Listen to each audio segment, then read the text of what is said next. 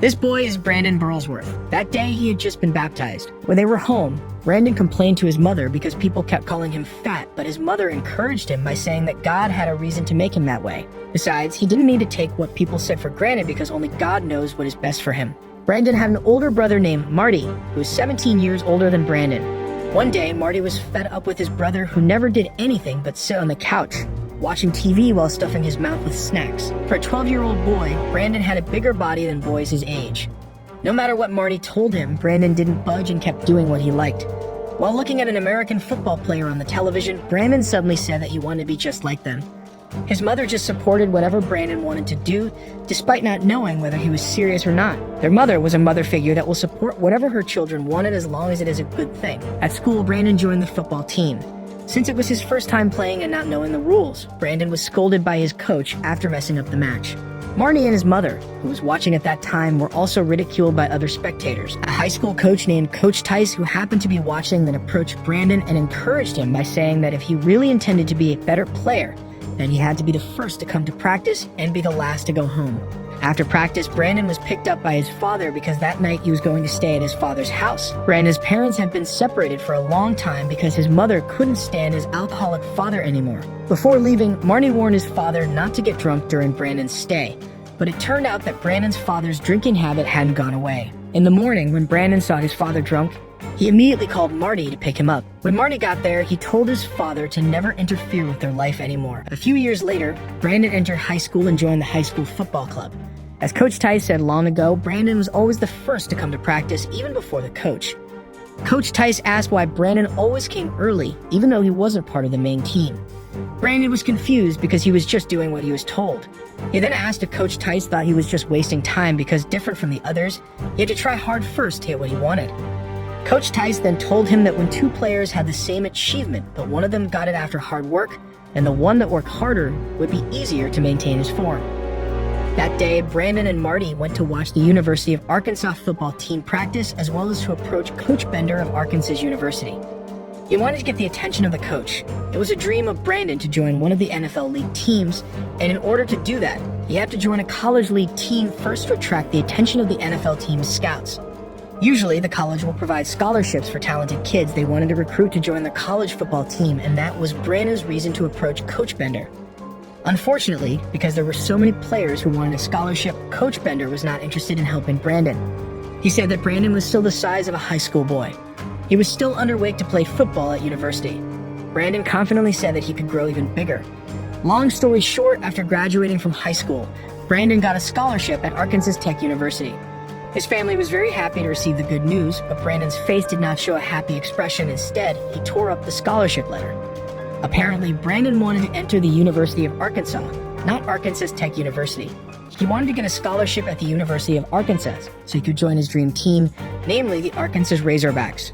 Marty then explained that Brandon shouldn't waste the opportunity to get a bachelor's degree for free. Even Coach Tice also said that he wouldn't waste the chance.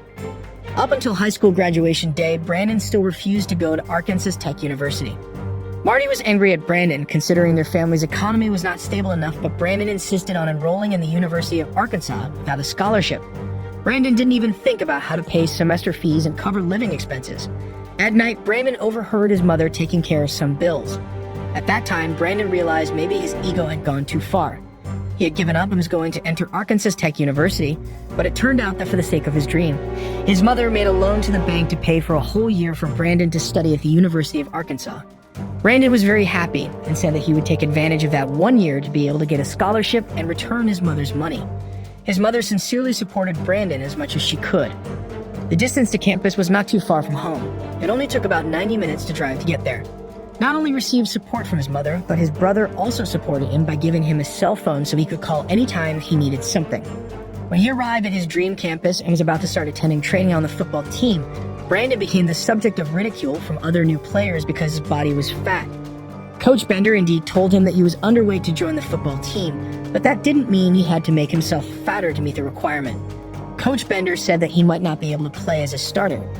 As per the rules there, Brandon, who is a walk-on player, only played a role in helping with the training of the scholarship players, but he still had a chance to prove himself capable to get a scholarship. During the training session, Brandon was the lowest in performance, which made him the jokes of the team. He had too much body fat, making him unable to move freely.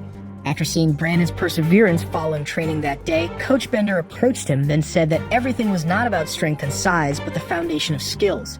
He explained to all new players that the front and back players aren't the most skilled players, but those who put in effortless training for their game. Instead, the midfield players are the true skilled players.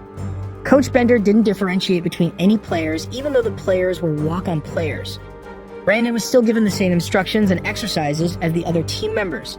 Other coaches asked Coach Bender why he wanted to spend time training the walk-on players even though there were only 2 weeks before the season started. Coach Bender then replied that everyone had the same opportunity and that he believed they might find hidden talent if they gave the same chance for everyone. Some players were selected to participate in the preparation for the season. That year's game had been chosen, and Brandon failed to get the opportunity to compete, which meant he also didn't get the chance to get a scholarship that year. After practice, he approached Coach Bender and said that at the end of that year, he should be able to get a scholarship.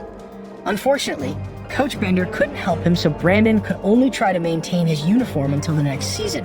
And if he failed the next season, he had to give up on his dream. Their quota was small, and there were still many people waiting to fill the quota. Brandon's problem was not only that, but his classmates also continued to bully him. Brandon was considered strange with all the daily schedules he made, and was also considered a mama's boy because every week, Brandon would meet his mother. Brandon felt discouraged and guilty to his mother. But when he told his mother that he didn't get a scholarship, his mother still encouraged him without regret. Wayne returned to college to practice as usual, but during practice, he almost injured a player. Coach Bender was angry with him, but he still helped Brandon when all the players were calling Brandon names. After finishing training, Coach Bender approached Brandon. Out of sympathy for Brandon's perseverance, Coach Bender decided to help Brandon lose weight. Since then, Brandon would start training first and finish practice later than others. Every day, his weight continued to drop and his playing technique was getting better, so his friends who used to bully him felt amazed by him. We did it, Coach!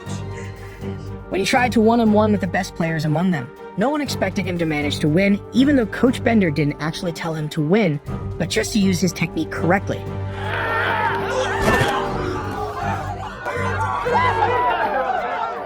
Everyone was surprised by Brandon's change.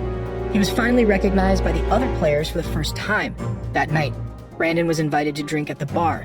His friends deliberately ordered a drink containing alcohol, even though they all knew Brandon did not drink alcohol. After finishing 2 glasses of drink, Brandon said that he only had the opportunity for 1 year to study there, and he said that he would always remember their kindness. All of a sudden, the atmosphere turned awkward. Suddenly, a waitress came to them and said that the alcohol had run out. Knowing he was being pranked by his friends, he was very disappointed and left there. Feeling guilty for drinking the alcohol, Brandon decided to take a run in the pouring rain. His friend wanted to leave him alone, but because they felt guilty, they decided to run with him. They then made up after that. Long story short, that season's games finally started. Their team supporters were so crowded that their voices were able to shake the whole stadium. The night after the game, Brandon was told by Coach Bender that he got a full scholarship from the University of Arkansas, so he could continue his studies and training. Brandon immediately told the happy news to his family. His mother and brother were very happy and did not expect Brandon to actually succeed in doing what he said. In 1997, during a match against Florida, Brandon's vision suddenly got blurred so he could not play well. At that time, immediately told his coach there was something wrong with his eyesight. That very day, Brandon was given glasses to help his vision. Seeing Brandon's new appearance with glasses made his teammates laugh because they felt funny. A few days later, Brandon received news that his father was hospitalized due to lung cancer. Brandon said that he would continue the training, but Coach Bender suggested that Brandon visit his father first. Finally, Brandon went with Marty to the hospital to visit their father. His father expressed his regrets to Brandon and asked him to take good care of his mother. Shortly after Marty and Brandon prayed for their father's recovery, their father sadly passed away. That season, the Arkansas Razorbacks were having a bad season after some losing streaks. Arkansas Razorbacks then changed coach and planned to reform the team. Brandon asked Coach Bender what he could do to enter the NFL. Coach Bender told him to try his best to be All-American, an award for the best players in various sports in America. It was Brandon's last year in the team. Coach Bender wasn't even sure the new coach would play Brandon, let alone get the All-American award. He told Brandon not to have too high hopes, as only less than 2% of college league players would be drafted into the professional NFL players, and they were talented people. Brandon thought he just needed to play well, but Coach Bender reminded him that football is a team game. Scouts usually only paid attention to teams that always win. The next day, the new coach found Brandon still at the training ground until late. Brandon said that they didn't need to reform the team because he planned to win in that year's game, the last year Brandon could play with a team. A few years later, the revival of Arkansas's Razorbacks started with a new coach and a new program. Knowing that it was his last year in college, he had to do his best with the team in order to achieve his dream. He then made a summer camp to train his friends the way he trained himself, and despite his friends almost losing it at the beginning and didn't want to bother in their last year, Brandon always encouraged and forced everyone to take part in the training. Since then, Brandon was also made the team captain by his coach. Their effort paid hugely as they managed to win their first match that season, and surprisingly, 57 walk-on players performed amazingly as an effect of what Brandon did. Victory after victory, they continued to achieve as their team's reputation increased. Brandon's habit began affecting his friends. Their supporters came back even bigger than before, and after going through 8 wins in 8 matches, they finally faced the best team in America at that time. The journey of the Arkansas Razorbacks that year became a legend for the world of sports, and Brandon became the main star who was predicted to be the best walk-on player in the history of university football. Finally, it was time for the match that everyone had been waiting for. The match was intense with the score difference very close. Arkansas and the supporters were very confident that year would be their victory as the national champions. But at the last minute, Brandon accidentally tripped a friend who was carrying the ball. Sadly, thanks to that, their team lost the ball. Their hopes were dashed immediately. In the end, they had to accept defeat, and the title of the best team in America was still held by Tennessee. After the match, Brandon approached his friend who had stumbled to apologize. He told his friend to say something so people wouldn't blame him. Brandon didn't want his friend to be blamed for what he did, but his friend said it wasn't his fault. Falling is part of the game, but it doesn't give the right to drop the ball. Still with guilt, Brandon said the ball wouldn't have fallen if his feet weren't in the way. His friend asked him to let him take the consequences for dropping the ball and not have to feel guilty about him.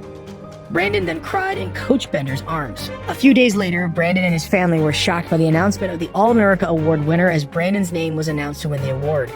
Brandon and his family were extremely happy with the news because it meant that Brandon would be recruited to become a professional NFL player, and sure enough, Brandon was immediately recruited by the Indianapolis Colts. After officially joining the team, Brandon followed the Indianapolis Colts minicamp activities as the youngest. Unexpectedly, Brandon was immediately appointed to be a starter for the next season's game. He felt happy and weird at the same time because usually, to get what he wanted, he had to work really hard first. But for the first time in his life, something he wanted coming so easily. His coach said it wasn't easy because Brandon had worked hard for years to get it.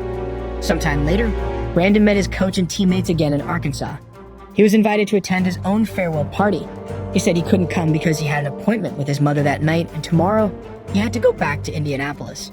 Brandon admitted that he always missed home when he arrived in Arkansas. After that, he drove home, and at the same time, Marty was also on his way home.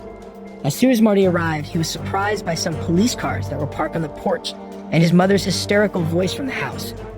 It turned out that the police came to inform him that Brandon had an accident that sadly claimed his life. That reality stopped Marty's world for a moment, but his thoughts were gone after his mother screamed his name. They never thought Brandon would go so fast at the age of only 22 when he had just managed to fulfill his dream of joining the NFL team. At the funeral, Marty said to his mother why Brandon, who had worked hard and was only about to enjoy the results, was taken away so quickly by God. His mother answered that the answer to that question was only in Brandon's life.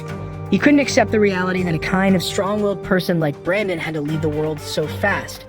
But then these thoughts disappear when they realize that Brandon has succeeded in inspiring many people. After that, the University of Arkansas gave 18 scholarships, and one of them was for a talented walk-on player. Later, the Brandon Burlsworth Foundation was built to help visually impaired children and provide free tickets to watch football matches to motivate them. In addition, Marty also built the Brandon Football Camp to teach Brandon's way of football. In 2010, the Burlsworth Trophy was created, which was given to the best player who started his career as a walk-on player. Brandon's locker has been maintained since 1999 to serve as a reminder for Arkansas Razorbacks players.